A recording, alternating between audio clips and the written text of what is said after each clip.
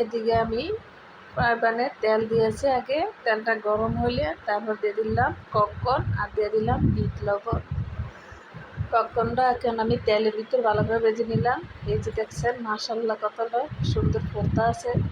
ঢাকনা দিয়ে ঢেকে দিলাম, দেখছেন মাশাআল্লাহ মাশাআল্লাহ। আপনারা এরকম বাসায় না বাজা ছোট বড় সবাই মিলে খেতে পারেন। দেখছেন মাশাআল্লাহ কতটা কীভাবে ফুটতে আছে, একদম সহজ পপকর্ন ভাজা। দেখছেন এরকম আপনারা বিট লবণ দিবেন। মাশাআল্লাহ একদম ফুল একেবারে আমার এটা পুড়ে গেছে। এই যে দেখছেন একেবারে আমার ঢাকনা লাগে যেন পুড়ে যায়। মাশাআল্লাহ পুরো আমার ইয়াটা পুড়ে গেছে। ভিডিওটা কেমন লাগছে সবাই লাইক দিবেন, শেয়ার করবেন, কমেন্ট করে জানাবেন, বেশি বেশি করে শেয়ার করবেন। পপকর্ন ভাজা এমন কোনো মানুষ নাই কে পছন্দ করে না, সবার পছন্দ পপকর্ন।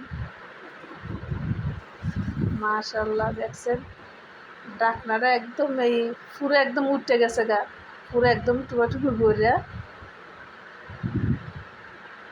মাশাআল্লাহ কতটা মজা। এরকম আপনারা বিট লবণ দিয়ে ভাজবেন, খেতে অনেক মজা লাগে। ভিডিওটা কেমন লাগছে সবাই লাইক দিবেন, শেয়ার করবেন, কমেন্ট করে জানাবেন।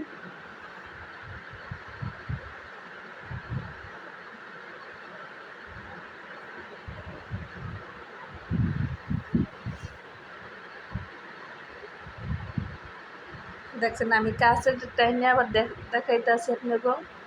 মাশাআল্লাহ কতটা ফুলছে আর কতটা দেখছেন পুরো একদম ফ্রাই প্যানটা একটু পুরো ব্যাগ ভরে গেছে গা।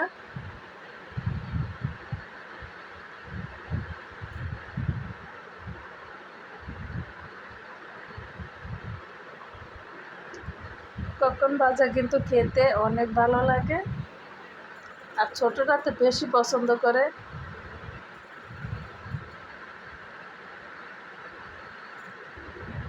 তেলটা একটু বেশি দিতে হয়, তাহলে কিন্তু